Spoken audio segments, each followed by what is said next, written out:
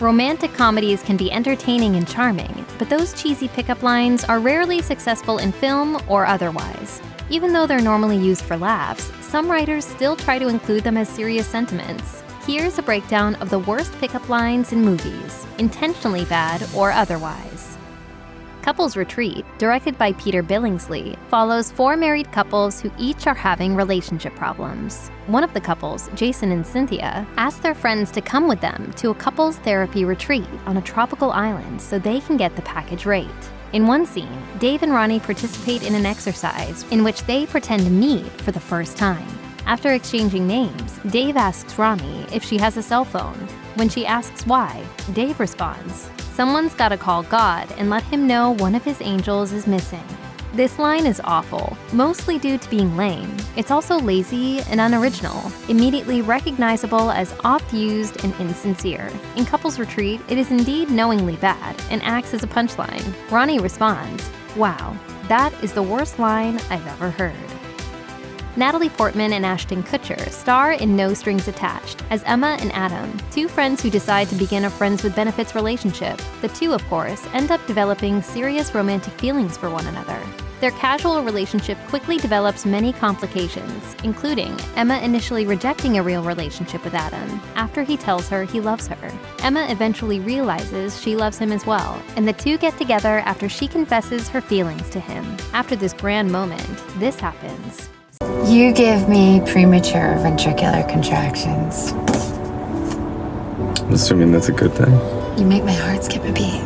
Since they've technically already gotten together, this isn't really a pickup line per se, but it sure sounds like one. It's meant to be endearing and reflect Emma's character, and it is slightly more original than many other pickup lines out there. Still, even Portman's charm can't entirely save this line from being wince-worthy.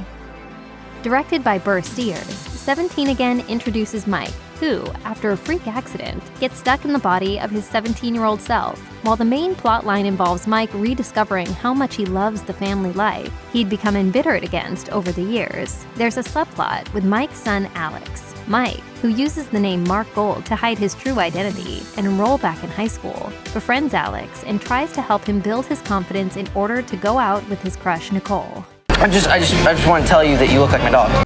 Nicole is rightfully confused by this cringy, insulting line. Alex tries to amend it by saying his dog's hair is soft and shiny, only to further dig himself into a hole by talking about how the dog is now dead. It's meant to be a funny scene, although it's almost too embarrassing to enjoy.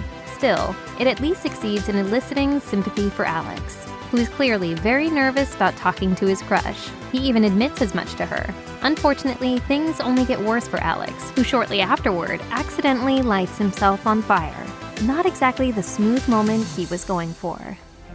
In Hitch, Will Smith portrays Alex Hitch Hitchens, a self-described date doctor who makes his living teaching men how to successfully date women. When he meets a woman, Sarah, who sees past his ruses, he realizes there's more to being in a relationship than the tricks he teaches. Hitch first spots Sarah sitting alone at a bar. He buys her a drink to take over to her and introduce himself. Before he reaches her, another man beats him to it with the same tactic. Hitch stands nearby to eavesdrop on their conversation. And I couldn't help but notice you look a lot like my next girlfriend. This line is incredibly arrogant. What's more, in this case, it's almost the first thing he says to her, even before asking her name. It's clear he finds it both clever and forward, instead of pompous and unsurprising. In the context of the film, the viewer is definitely meant to interpret this pickup line as bad. Hitch smirks in amusement over the trite line. When professional wooer Hitch does get a moment to talk to Sarah, his more straightforward, open approach is meant to be seen as refreshing. He is the romantic lead, after all. Sierra Burgess is a Loser, directed by Ian Samuels, stars Shannon Purser as the title character. Sierra is a not-so-popular high schooler who begins a text message exchange with Jamie after he mistakenly messages her, thinking she's someone else. There are many problems with this film, namely that Sierra is literally catfishing her love interest for most of it. At the end of the movie, the two get together, even though Sierra has not apologized for any of her lies and other wrongdoing. You're not exactly everybody's type, and Okay, thanks. no buts. But you're my type. This line feels both grossly pitying and moderately insulting. The film seems to suggest that Sierra's only obstacle to popularity and a relationship with Jamie is her appearance. It's natural for a teen girl to feel insecure, and the movie aspires to a body-positive message, but this line, which emphasizes that she's not conventionally attractive, strikes a sour note. It's hard to swoon over a pickup line with such a backward message. Essentially, an entire film about a man who uses pickup lines to meet women. The pickup artist follows Jack Jericho, an elementary school teacher who spends his free time practicing pickup lines and then using them on various women. When he meets Randy, she couldn't care less about the lines he throws at her, so of course, he falls for her. In the opening scene, Jack is practicing one of his lines in the mirror. Has anyone ever told you that you have the face of a Botticelli and the body of a Degas? By referencing both an Italian Renaissance painter and a French Impressionist artist, Jack likely believes he's showing off his intellect while complimenting his target. If she doesn't get the references, that might just make him seem even smarter. His other lines include, "Has anyone ever said, you have a magnificent smile and skin invented to be touched?" And, "Did anyone ever tell you you're too good to be true?" Complimentary questions are Jack's MO, apparently. The Botticelli Degas line is already pretentious, and knowing that he's probably used it more than once makes it all the more obnoxious. Randy isn't impressed. Has anyone ever told you you have the face of a Botticelli and the body of a Degas? I'm a 10th grade art teacher. Shallow Hal, directed by Peter and Bobby Farrelly, introduces Hal. Just as the title tells you, Hal is very shallow. He has no interest in women who aren't supermodel pretty. When a life coach sees just how shallow Hal is, he hypnotizes Hal so that when he looks at a woman, he sees her inner beauty manifested as her outer appearance. When he meets Rosemary, a 300-pound woman, he sees her as a much slimmer version of herself. Hal first spots Rosemary as she's walking into a department store. He promptly, and well, somewhat creepily, follows her inside. She's shopping for underwear and holds up a pair in her size.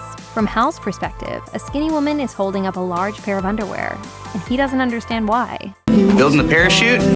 It's an uneasy moment. Viewers are likely both cringing at Hal's obliviousness and sympathizing with Rosemary, as Hal continues to put his foot in his mouth, talking about how big the underwear is. Rosemary merely glares at him and walks away.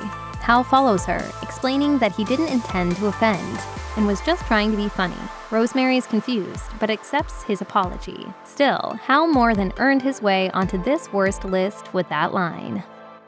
She's the Man is a modernized retelling of Shakespeare's Twelfth Night. After her school cuts the girls' soccer team, Viola Hastings pretends to be her brother, Sebastian, at his new boarding school so she can join their boys' soccer team and play against the boys' team at her old school. While pretending to be Sebastian, Viola falls for Sebastian's roommate, Duke Orsino. The situation becomes even more complicated because Duke has a crush on Olivia. Since Viola cannot confess her feelings to Duke while disguised as Sebastian, she must offer her advice to Duke when he asks for help talking to Olivia. Viola tells Duke to pretend she's a girl he's interested in so they can role-play a conversation. Duke complains he doesn't know what kind of questions to ask. Anything. Ask me if I like cheese. Duke laughs at the suggestion, but asks anyway. They end up talking about how they both like Gouda. It's a cute moment that shows Viola and Duke have chemistry. Still, when Duke uses the line on Olivia in a later scene and she responds with a confused and annoyed look, it's clear that the line was not such great advice. In Bridesmaids, Annie is asked to be the maid of honor at her best friend Lillian's wedding. The bridal party experiences hijinks and mishaps in the days leading up to the wedding. The group decides to go to Las Vegas for the bachelorette party. While on the plane, one of the bridesmaids, Megan, sits next to a man, John, who she insists is an air marshal, despite John's protestations to the contrary. Megan then corners John as he's exiting the airplane's bathroom and says, "Hey, not Air Marshal John, you want to get back in that restroom and not rest?" The line turns out to be not nearly as effective as it is funny. John tries to get back to his seat. Megan continues to make suggestive comments and even lifts her leg, resting it on the wall to block his path in a hilariously bad attempt at seduction. John eventually makes it back to his seat, shutting down her string of pickup lines. But, as it turns out, Megan was right about John being an air marshal. Not only that, but the viewer also finds out at the end of the movie that Megan and John began a relationship. Still, we wouldn't recommend trying this tactic. Check out one of our newest videos right here. Plus, even more Looper videos about your favorite movies are coming soon. Subscribe to our YouTube channel and hit the bell so you don't miss a single one.